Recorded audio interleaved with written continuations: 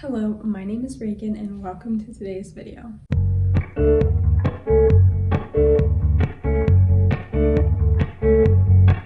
Today I'm here to talk about fantasy. One of my first loves of reading, one of my favorite genres ever. Even though by my other videos on my channel you probably wouldn't know it, I have a special place in my heart for fantasy books. Now, if you're new to fantasy, this genre can be very intimidating. There's so many different series, authors, and books. They all take place in a different world and you may not know what you like to read in fantasy. This video is to help new fantasy readers start out. What books should you start out reading if you are new to fantasy? And here are some of my recommendations. I think I have 10 recommendations for this video. Let's just get started. Now, it wouldn't be a fantasy video if I didn't give an honorable mention to Harry Potter, literally the book that got me into fantasy when I was little. Now, I know everyone knows about Harry Potter, but if you haven't read Harry Potter and you want to get into fantasy, this is a great way to start. It's a classic. There's movies you can watch along with it to kind of picture yourself in the world, so you really don't even have to imagine up this great big world. You have visuals that you can look up, that you can watch after you read each book or even before you read each book. If you haven't read Harry Potter and are wanting to get into fantasy, there's no better recommendation for that. Now, some people are very iffy on Harry Potter books, but I feel like it's a classic in the fantasy genre. It literally raised me. That's what I'm going to say about that. I feel like this one's pretty self-explanatory, but it's a great fantasy book for beginners. My next recommendation would be the Caraval trilogy by Stephanie Garber. It also has a companion series, I believe. This I read when I was a little younger. It's a young adult series about Scarlet Drogna. In this world, it's really not that confusing because there's not magical creatures or particular magic in general. It's easy to understand because the world in this in itself isn't magical. What is fantasy about it is the element of Caraval, which is, it's like this big carnival that is sort of like a game. You go in, you can either observe or you can play, and there's like clues. It's kind of a mystery vibe, but basically in this book, Scarlet sneaks off with her sister to go visit Caraval and get swept up in the magic. You can't ever tell if anything is real or fake. Really, the reader is trying to be a little bit confused by the author in this.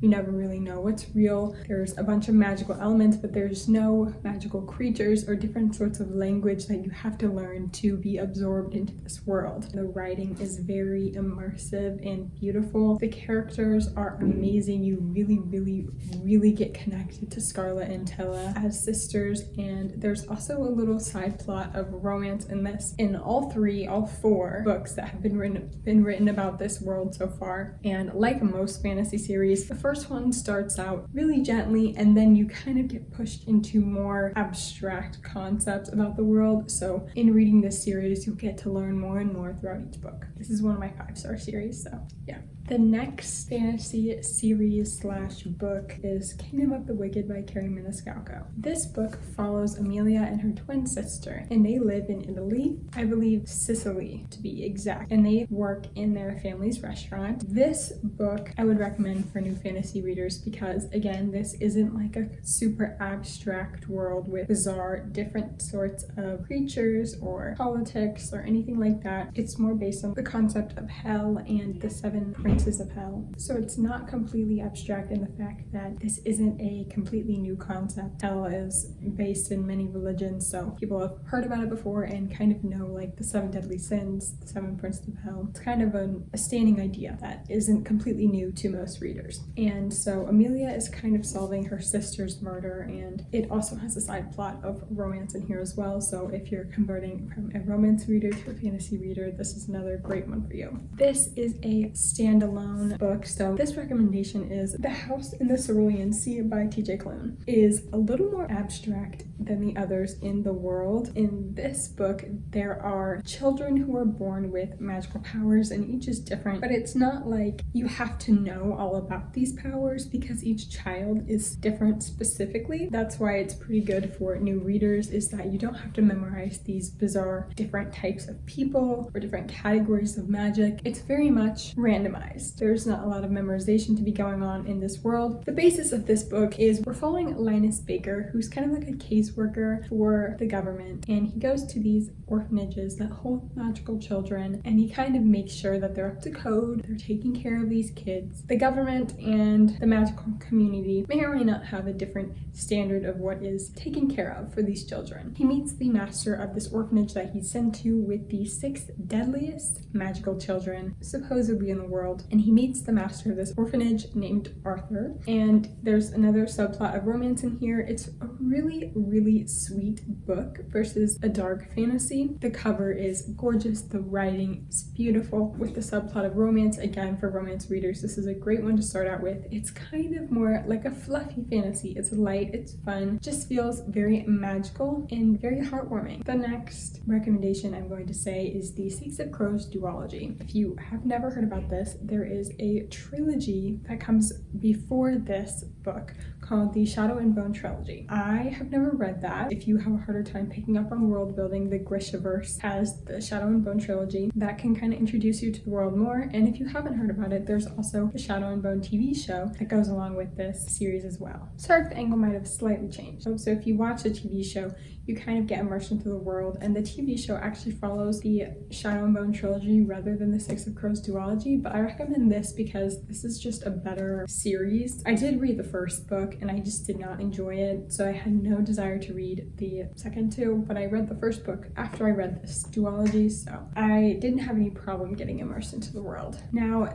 this book is about 6 characters who have to go on this impossible heist. They're kind of like characters from off the streets, they're villains, they're just this ragtag group of people who have to perform this heist. What makes this a good recommendation for people who are new to fantasy are the characters. They are people that you fall in love with regardless of their faults, and there's multiple side plots of romance in this duology. I don't have another way to describe the characters but captivating. In fantasy, you kind of have to give a little leeway. If you are not into a fantasy book in the first 50 to 100 pages, then you probably aren't going to be into the rest of it. But give it 50 to 100 pages to get the world building and the characters introduced, and then I think that's really when you start to fall in love with fantasy books. I would give that rule of thumb for this one as well. A lot of people know about this one because of TikTok and Book Talk, but it's been around for a while and there's a reason why so many people love it. The next 2 books I'm going to recommend to you are by the same author. It is Sarah J. Maas. Now, Sarah J. Maas is honestly the queen of fantasy. She's got it down. She can write a good fantasy book. Her 2 most popular series are Throne of Glass and A Court of Thorns and Roses, or ACOTAR. A Throne of Glass, I think, is a very easy series to get you introduced to fantasy. Throne of Glass is about an assassin named Celaena Sardathian. It starts out pretty regularly. There's nothing really super abstract about the world in the beginning, and you kind of get introduced to this magical world as Celaena is getting introduced to it herself in this book. So you're kind of learning along with her, which makes it really easy to follow. Now, this series is extremely long. I still haven't finished it yet. 7 books plus the short story collection called The Assassin's Blade in the beginning of it. I would look up the reading order. I read The Assassin's Blade before I read Throne of Glass. I think there's a different order to read it in. I don't really know. Again, there's some subplots of romance in this. There's multiple characters, points of views. The characters in this one are, again, like Six of Crows, the thing that really captivates you. But this first book starts off following Celaena Sardathian. She's summoned to the castle where she has to compete in a competition for the king to become his assassin. She decides to compete in this tournament to get herself out of slavery, basically. And throughout this competition, she discovers some weird things going around the castle. It is so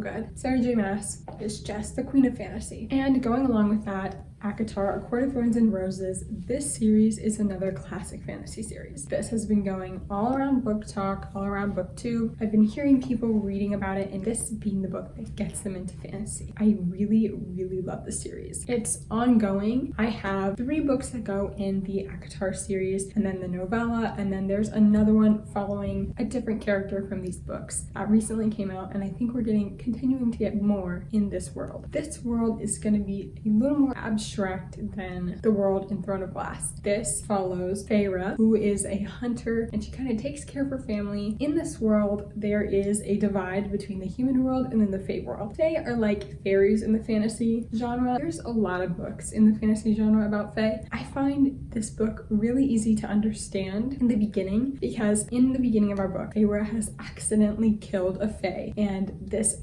other Fae named Tamlin comes to collect her as kind of the price to pay for killing his friend. So he brings her into the Fae world, and she is not forced to stay with him, but it's kind of her best option. So she stays in his huge house. This book only really has a few characters. So you're kind of, again, learning about the Fae world through Feyre's eyes, because she's never been involved in the Fae world before. That makes the world really easy to understand. This book starts out slow, since she's kind of in one location. The second book is really when the world building picks up. After reading this book, if you become connected to the characters like most people do, picking up on the world building is really easy in the second book. Again, in all fantasy, you'll kind of go in a little bit confused. That's a normal reaction for everybody. It has several subplots of romance in this. If you were converting from a romance reader, this would be a perfect one for you. The next book I have to recommend to you is another really popular book on TikTok. This is The Cruel Prince by Holly Black. This is the first book in the Folk of the Air trilogy by Holly Black. This book is another book that deals with Fae. This world is even more, I think, abstract than ACOTAR. If you have no knowledge of Fae before reading this, you might be a little confused. This has a lot of different characters and creatures that most people have never heard of and completely made up. And also this book is very political. It does have a subplot of romance, very, very, very slow burn romance. I'm going to say this is extremely enemies to lovers, and there's almost no hint of the romance in this first book. So don't go into it thinking you're going to get to the slow burn in the last bits of this book, because you really don't get to it until the third book. The Cruel Prince is about Jude, who is a human. An incident occurs where her mother dies, and she is brought into the Fae world by her Fae stepfather. Now, Jude has grown up in this Fae world. Her goal is to become a knight. She wants to fight. She wants to be involved in this world, and that's something that is able to be pushed out and mocked. As a human, Faes don't really like humans in this world, so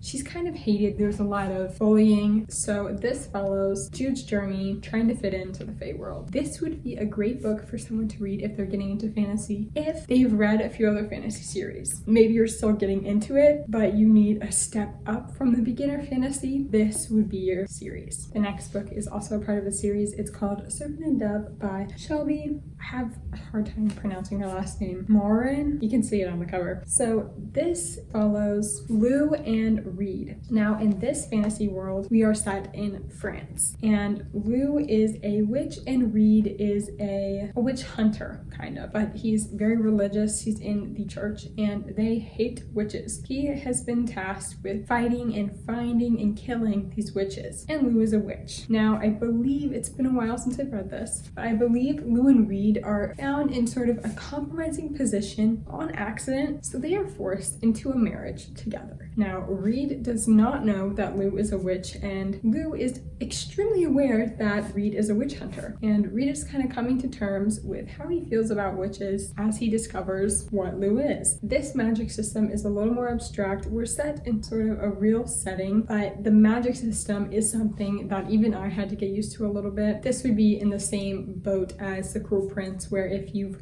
read a few fantasy series and you're kind of looking to step it up, this would be a great one for you. The subplot of romance in here, obviously forced proximity, arranged marriage. I think the setting is really beautiful. The writing is also beautiful. I love books set in France, and it was really cool to see some of the French phrases they use in this book. This is a really enjoyable read, adorable characters, really fun. This is a great fantasy book. The last one I'm going to say is Daughter of the Pirate King by Tricia Levenseller. This is also, I think, a part of the series. There's at least 2 books out. I don't know if they're coming out with any more. This is an easy world to grasp because it's kind of the classic pirate, mermaid, like very Pirates of the Caribbean, Peter Pan, you know, that type of world. So it's something that most people are pretty familiar with. We're following the daughter of a pirate king named Alosa, and she's sent on this mission by her father, and she meets a rival pirate. There's a huge subplot of romance, very, very enemies to lovers. It's very fun. I love the characters. They're both super feisty. This is a real enemies to lovers. They like stab each other and try and kill each other until pretty far into the book, so it's extremely enemies to lovers if that's what you're looking for. So those are all the books that I'm going to recommend to you today. I hope this was sort of helpful. I showed you guys a lot of my favorite fantasy series, and that also kind of got me into the fantasy genre, so this is kind of a cool video. But I hope you enjoyed. I hope you found a new series or a new book that you would like to look into. I hope this was helpful. Thank you for watching. Follow all my socials down below. Go follow my Goodreads, my Pinterest, etc. Check out my channel, subscribe, see any other videos I've posted. Thank you so much for watching. I'll see you in the next one.